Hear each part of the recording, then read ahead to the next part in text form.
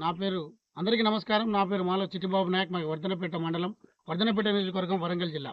ముఖ్యంగా వరంగల్, నల్గొండ, ఖమ్మంలో ఉన్నటువంటి పట్టభద్రుల మిత్రులందరికీ నేనొక విన్నపం చేయదలుచుకున్నాను. మిత్రులారా, గతంలో మనం చేసిన తప్పిదం వల్ల గతంలో మన కోసం, పట్టభద్రుల కోసం, ప్రజల కోసం, పేద ప్రజల కోసం పోరాడేటువంటి మన గలం, మన బలం, మన దళం అయినటువంటి తీర్మానం మల్లన్నను మనం గెలిపించుకోలేకపోయినాం.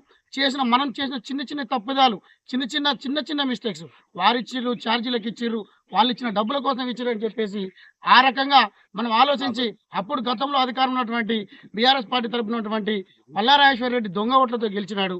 కానీ ఈసారి మన అదృష్టం వల్ల మూడు సంవత్సరాలకే మళ్ళీ ఈ మల్లన్న మరొకసారి మన మల్లన్న ఈ పట్టభద్రుల ఎమ్మెల్సీ అభ్యర్థిగా పోటీ చేయబోతా ఉన్నాడు. దయచేసి ఎన్ని మోసాలు చేసిరో గత 10 సంవత్సరాలుగా నిరుద్యోగులు దాదాపుగా ఒక తరానికి ఉద్యోగాలు లేకుండా పదవి విరమణ సంవత్సరాన్ని కూడా 62 సంవత్సరాలు పెంచేసి ఆ పదవి విరమణ పెంచడం వల్ల ఒక జనరేషన్ దాదాపుగా ఉద్యోగాన్ని కోల్పోయినటువంటి సందర్భం ఇవాళ గతంలో మన తెలంగాణ రాష్ట్రంలో ఉండే. కానీ నాడు ఎలా ఉండే, నేడెలా ఉండే అనేటువంటి పరిస్థితి ఇవాళ తెలంగాణ రాష్ట్రంలో కనబడతా ఉంది.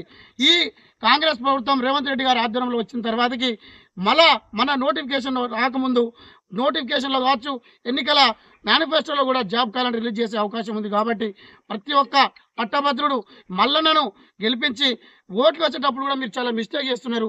దయచేసి మల్లన్నకు 2వ నెంబర్ మనకు వచ్చింది, దానికి ఎదురుగా ఉన్నటువంటి బాక్స్లో మాత్రమే 1వ నెంబర్కి మనకు కావాల్సింది 2వ ప్రాధాన్యత, 3వ ప్రాధాన్యత ఓట్లు ఇవ్వకండి.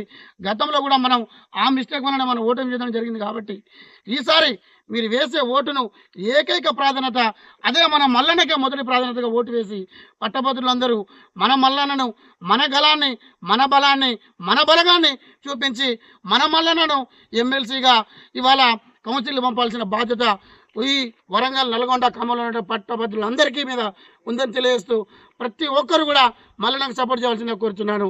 జై భీమ్, జై కాంగ్రెస్.